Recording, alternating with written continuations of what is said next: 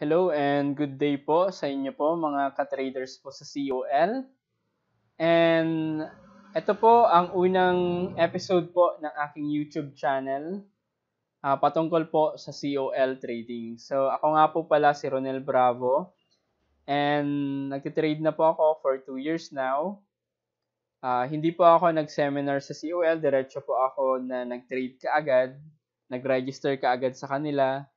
And that was the biggest mistake po na ginawa ko bilang isang trader. Hindi ko talaga inalam kaagad. Basta nung narinig ko magkakapera ka sa trading, registration kaagad, nilagyan ko kaagad ng deposit yung COL account ko.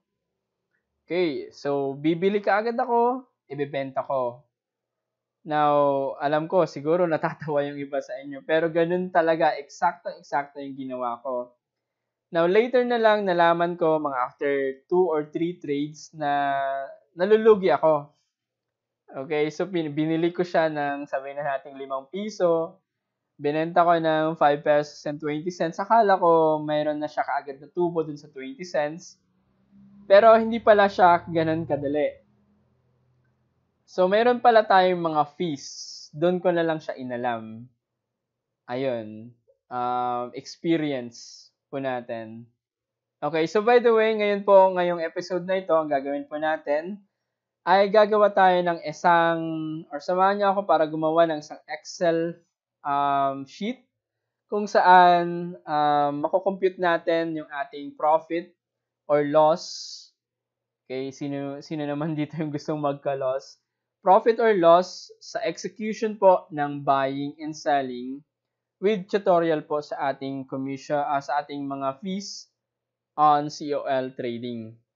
Now, hindi nyo po kailangan sundin po yung aking gagawin na Excel file. Okay, so ipapaliwanag ko lang sa inyo kung paano po yun gagawin. Pero, kung gusto ninyong wag na po kayong mahirapan, isa lang po or tatlo lang po yung kailangan ninyong gawin. Kasi ipapadala ko po sa inyo yung kopya po ng gagawin natin ngayon na Excel file kung magsusubscribe po kayo sa aking YouTube channel. Okay? And magsusubscribe po kayo sa aking Facebook page. And pag nagawa nyo po yun, i-message nyo po ako sa aking Facebook page.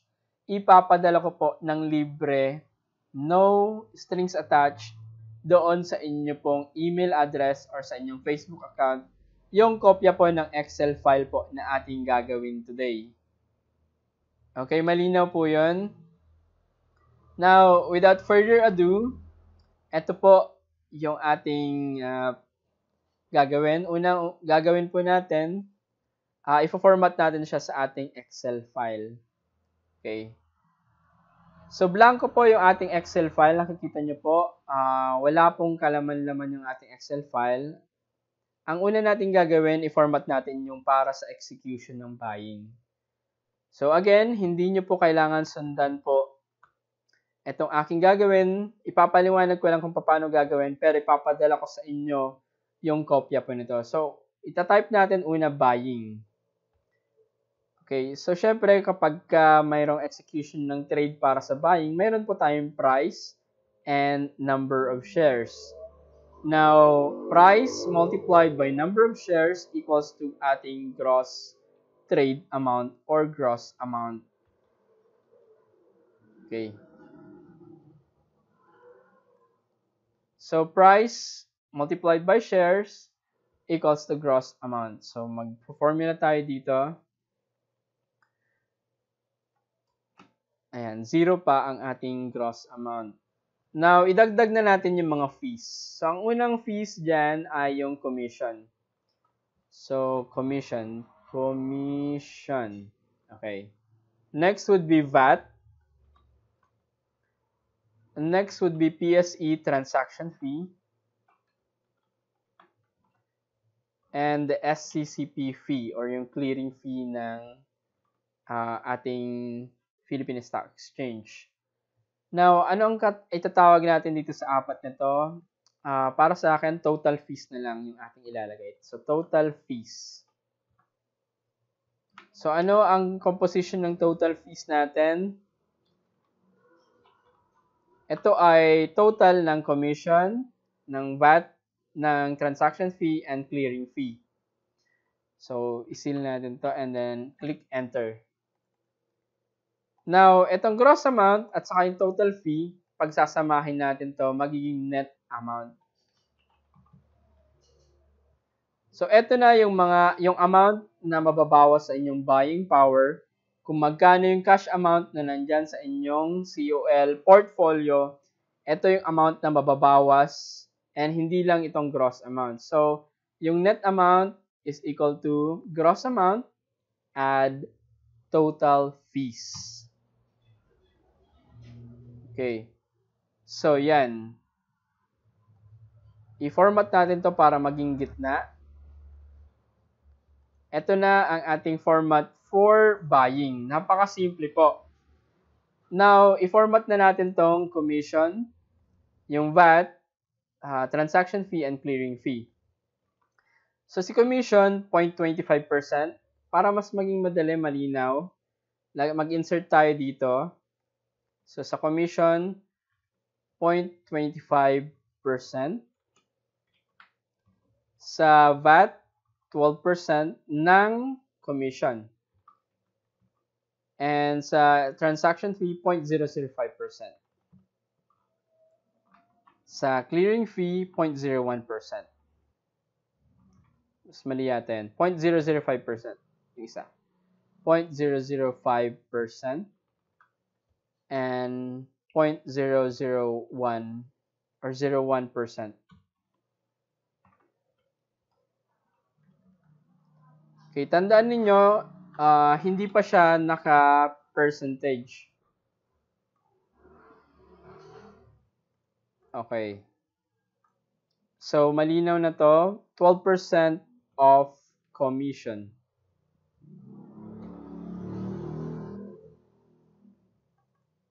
Ayan. Okay, so commission. Sa commission, 0.25% ng gross trade amount. Pero, dito nagkakaroon ng complications sa baba. May note tayo dyan. Sabi dito, the commission fee has a minimum charge of 20 pesos per transaction.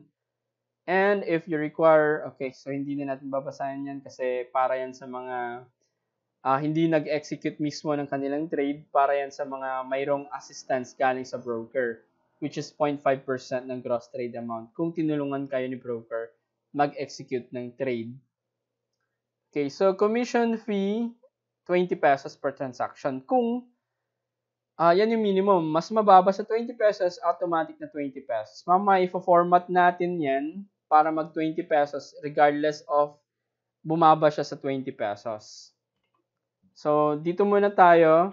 Sabi doon, 0.25% ng gross amount. So, gross amount, ito yan. Price times share multiplied by 0.25%.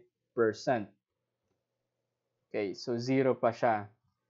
Mamaya i-format natin para mag 20 pesos siya. Minimum. Okay? Next would be VAT.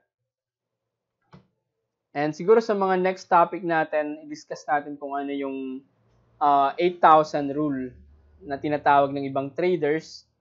Kasi yun yung magiging basis ng 20 pesos commission. So, 12% siya ng commission itong VAT. So, napupunta ito kay BIR. Okay? So, kaya kailangan ni COL ng tax identification number or TIN kasi nagre-remit siya sa ating pangalan kay BIR. Okay, so 12% ng kanilang commission, multiply natin siya ng 12%. Okay, si transaction fee, gross trade amount ito. Okay, again, si transaction fee, NSCCP, at saka si commission, gross trade amount. So, gross trade amount multiplied by 0.005%.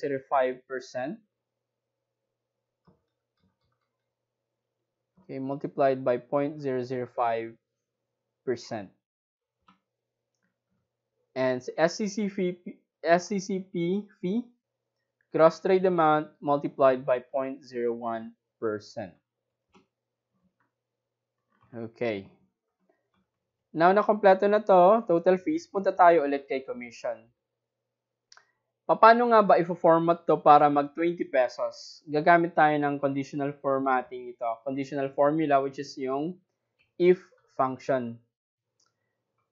So, dito sa if function, tatanungin ka niya kung ano yung logical test. So, yung logical test natin ay kung itong gross trade amount, which is C4 in this case, multiplied mo ng 0.25%, ano yung condition natin? If greater than 20, okay, kung totoo yung greater than 20 ito, then wala tayong magiging problema. C4, or kopyahin na lang natin to.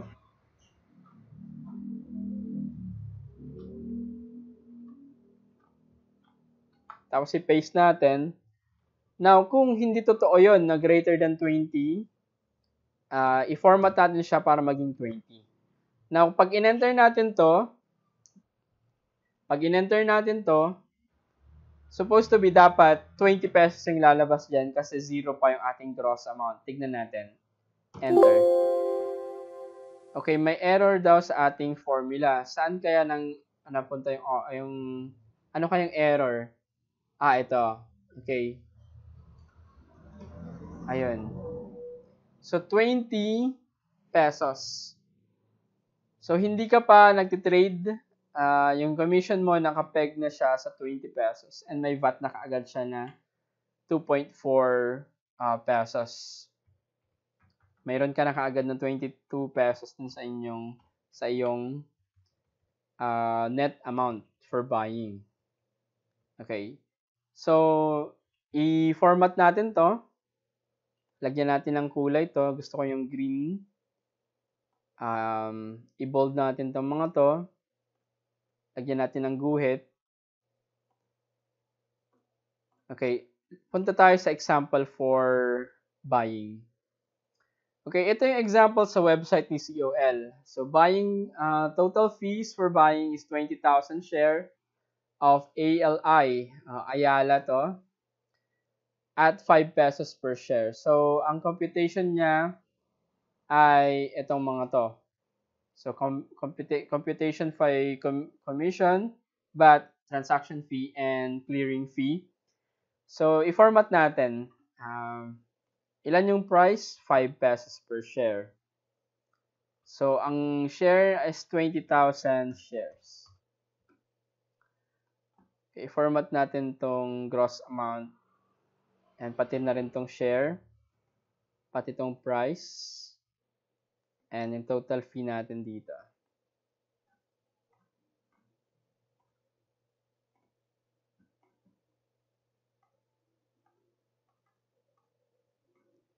Okay, so 5 pesos per share times 20,000 shares, mayroon tayong 100,000. Okay, so ang commission natin dito ay 250. Yung computation natin dito is 250. So tama tayo dito, 250. Okay. Next ay VAT. So tignan natin si VAT, 30 pesos daw. 30 pesos nga ba? Tama, 30 pesos. 5 pesos and 10 pesos respectively, 5 and 10. So, total fees natin ay 295. So, 295 ang total fees. Ang ating net amount ay 100,295 pesos. So, 5 pesos and 20 pesos, 5 pesos and 20 cents daw per share. Tignan natin. So, magkano kaya yung average nito? Dagdagan natin dito ng column, average. So, mag-equal sign tayo dito, net amount divided by yung number of shares natin.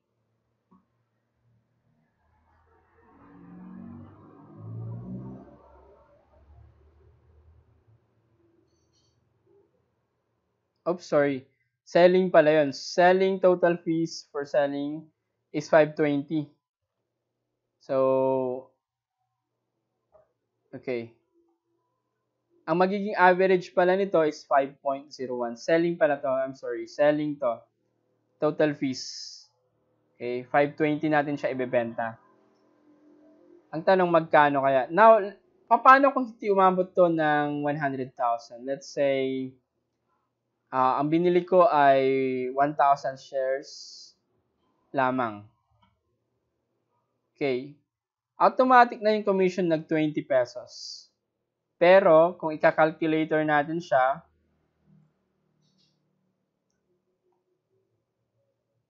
okay, calculator natin. 5 times 1,000, 5,000 times point. Kasi, 25% siya, 0.0025. Ang lalabas is 12 pesos and 50 cents. So, mas mababa siya kaysa 20 pesos. Ang mangyayari niyan, babalik siya sa kanyang original na 20 pesos per commission kasi naka-formula tayo ng if. Okay? Nakukuha po ninyo? Okay. Actually, mas magiging mataas yung average natin dyan. 5.02 compared dun sa 20,000 shares natin. Okay, magiging 5.01 lang. At mas advantageous kung mas marami yung bibilin mong shares. Okay, ngayon na-format na natin si buying. Napakadali lang po gawin ni selling. Ano lang po ang ating gagawin?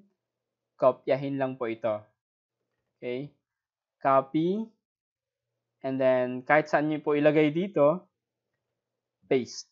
And then, palitan natin to ng selling.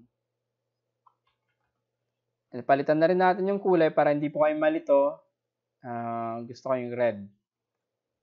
Okay. So, sa selling,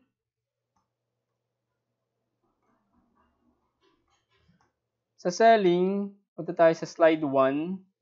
Halos pareho lang except dito kay sales tax. Napansin niyo itong 0.006 hindi siya percentage. Talagang decimal siya. Unlike dito sa taas, may percentage siya 0.25%, 12%, 0.005%. Dito, naka-decimal kaagad siya. Naka-decimal siya. Wala siyang percentage. So, yan na mismo yung ating gagamitin. Now, saan natin siya ilalagay? Punta tayo dito kay commission. Iurong natin siya. Pakanan. So, mag-insert tayo right. Okay, so sales tax. Magkano si sales tax? 0.006 ng gross trade amount. Again, hindi siya percentage, 0.006 kaagad siya.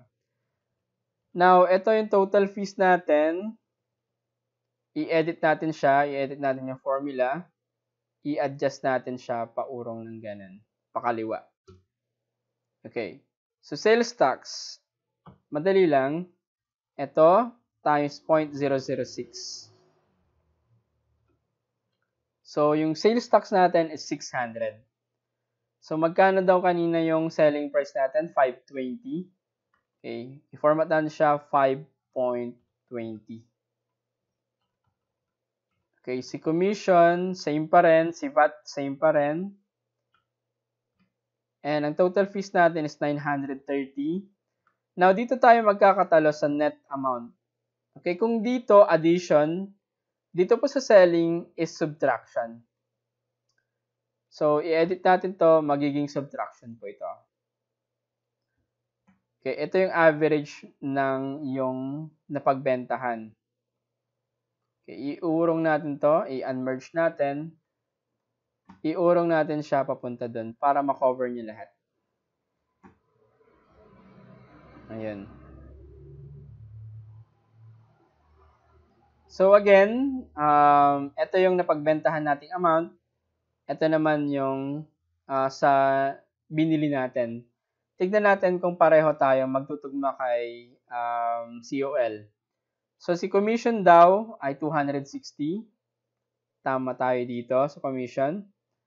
Si VAT daw ay 31.20. 31.20. 5.20 and 10.40. Tama. Si sales tax, 6.24 daw. So, tama tayo. For a total fees na ima-minus natin dito sa ating napagbentahan na 930.80. Now, nag-guess na po ninyo kaagad kung saan natin kukunin yung ating gross or yung ating profit. Okay, so profit natin, madali lang siyang computein. Net amount nitong napagbentahan natin minus yung net amount ng ating buying. Ayun. So, eto daw yung iyong total na tinubo gamit itong ating calculator. 2,774.20. Now, let's say, paano kung hindi 5.20 yan? Sabihin na natin na-excite ka. Binenta mo siya sa 5.10. Okay, good pa rin siya. Kasi, 792.10. Now, paano kung liitan natin yung share? 10,000 shares. Or 1,000 shares, sabihin na natin, 1,000 shares. Ganun pa rin ba yung ating maging resulta? Halos break-even ka lang. So, kabayan, ka-trade, halos break-even ka lang kapag binenta mo siya ng 5.10. Now, let's say 500 shares lang to. Loss ka pa. Loss ka pa ng 10.86.